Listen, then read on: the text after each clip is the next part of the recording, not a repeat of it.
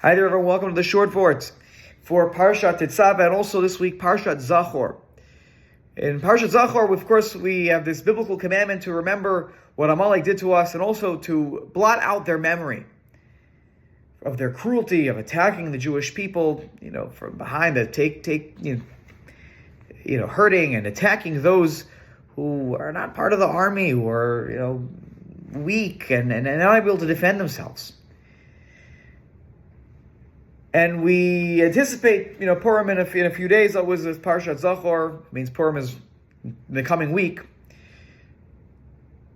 I want to think about something from the Megillah that may help us in understanding how we overcome Amalek. In the second parak of the story of the Megillah, Mordechai overhears a plot to assassinate Achashverosh.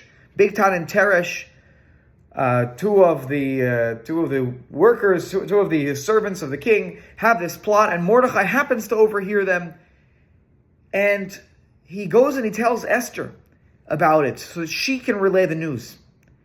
When the reality is that with an assassination plot on the table, there's no reason Mordechai couldn't have himself gone to the king or to the king's palace and say, I have important news that relates to the safety of the king. I need to talk to somebody who can make a difference around here. And rather, what happens? He points out what's going to happen and gives that information over to Esther. Moshe Alshich points out one incredible chesed that Mordechai wanted to do. He wanted Esther to get credit. Esther, you'll give him the news, and then you'll be in good graces. He'll show favor to you, which is what he ultimately does. He finds favor in her eyes. He's already offered her up to half the kingdom, in his words. But perhaps even more incredible, because it makes sense that Mordechai might tell the person who he knows the best in the kingdom to relay the news. But Esther doesn't take the credit. She goes to Achashverosh and says that there's this plot to kill you.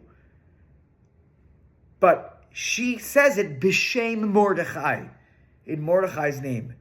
And he gets credit for it. How do we know? Because it gets written in the book of Chronicles that the king keeps, which will ultimately be opened one night, some time later. And it will turn out that this will be a very key turning point for the Jewish people. But when we are able to turn to each other and give each other credit, to give each other chizuk, to give each other strength, this is the key to overcoming Amalek. We need to be able to not just think about ourselves and how do I push myself forward, how do I take care of myself, but how do I make sure that others are put in the best position? Mordechai wanted Esther to be in the best position possible for her safety and her security. Here, you tell Achashverosh.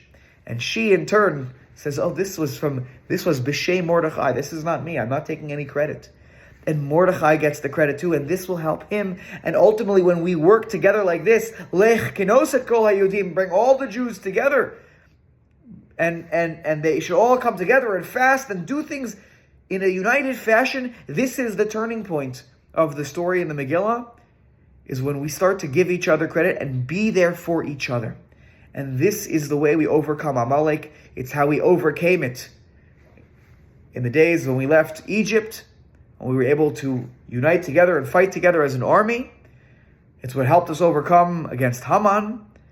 And it is that quality and characteristic that will help us today overcome those who seek our harm, just like Amalek did thousands of years ago.